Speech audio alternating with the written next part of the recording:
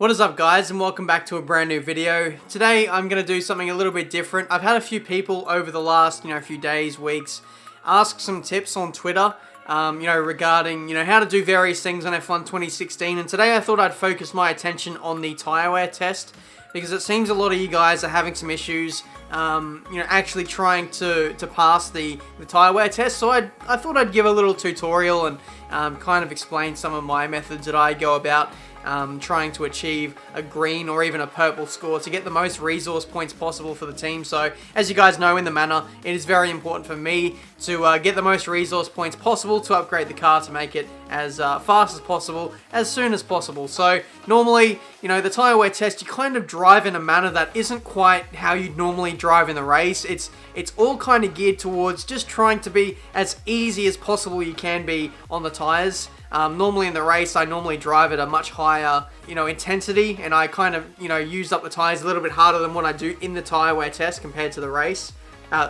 Sorry, let me rephrase that. I use up the tires more in the race more than what I do in the Tyre Wear Test. So just bear in mind, you just got to back off a little bit more in the Tyre Wear Test and try and just, really ease the load on the tires as much as you can. So what I normally do is, for the Tyre Wear Test, I normally run in rich revs, especially on the straights, because the delta that the game sets you is based on you driving around in standard revs, so you can gain some free lap time if you run in rich revs, and especially be as early as you can on the DRS. I know it's simple, but you can gain a lot of time by opening the DRS and running in rich revs during the Tyre Wear Test. So from that free lap time that you gain by running in a higher engine mix, it allows you to back off a little bit more in the corners. So when you approach a corner, just make sure you brake in a straight line. Try and ease off on the brake pedal as much as you can as you approach the corner. And then once you've slowed the car up enough, then slowly start to turn in. Try not to go full lock if you can, especially if you're on a wheel. Go no more than 90 degrees when you approach like a 90 degree corner. So that's kind of the best tips I can give you. A lot of people on the controller have been struggling to pass this test in particular. The best advice I can give you is, try and be as smooth as you can. Really modulate the throttle as much as you can. Be as smooth as you possibly can on the power. Just look at my my throttle inputs as I exit the corners. It'll really reduce the rear tire wear if you're really progressive and smooth on your throttle. Same goes to the brakes when you approach a corner.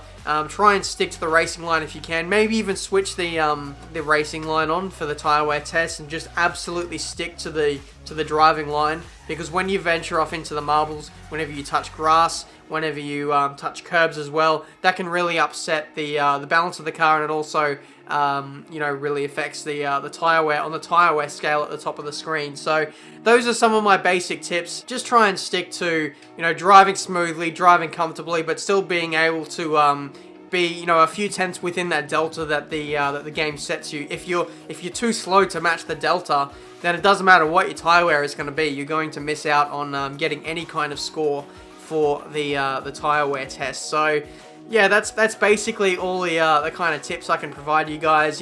All you need to do to get a purple score or 50 resource points is, I think you only need to get about 4 purple laps, and then the rest can be about 3 green laps if you're doing a 50% kind of Tyre Wear Test. So that's 7 laps. So another few handy tips for when trying to recover some tire wear and get it back into the green or the purple is, when you're coming into a high-speed section, just lift off the throttle a little bit. I know it sounds pretty simple, but just to reduce your apex speed and just make sure you reduce the load on the tires going through a high-speed section. For example, like the middle sector in China, or turn 1 at China. Just try and slow your approach, and you might be a little bit better. I've also found it a common trait when you come into some corners, if you really stick to the apex. I know it sounds so simple, but stick to the inside, stick to the racing line.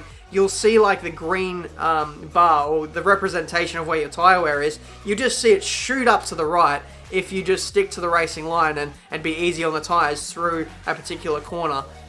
You'd be surprised at how much tire wear you can gain at some particular corners at a lot of the tracks around the F1 calendar. So yeah, stick to the racing line, stick to the apexes, try not to run wide if you can, stay away from the marbles no matter what you do, stay away from those, stay away from the curbs as well, and yeah, just be progressive on the throttle, easy on the brakes, don't lock them up, don't break and turn at the same time, and your tyre wear should be pretty good for the most part. If you have any more questions about it, then let me know down in the comments. If you have any suggestions for maybe other tutorials I should let you guys know about, in terms of, you know, how to do things a certain way, and you know, how I might have learned how to do things particular over the years, you know, whether it be no assists, or, you know, running manual gears, or driving with a wheel. How did I go from going from the wheel to the paddle, that kind of thing.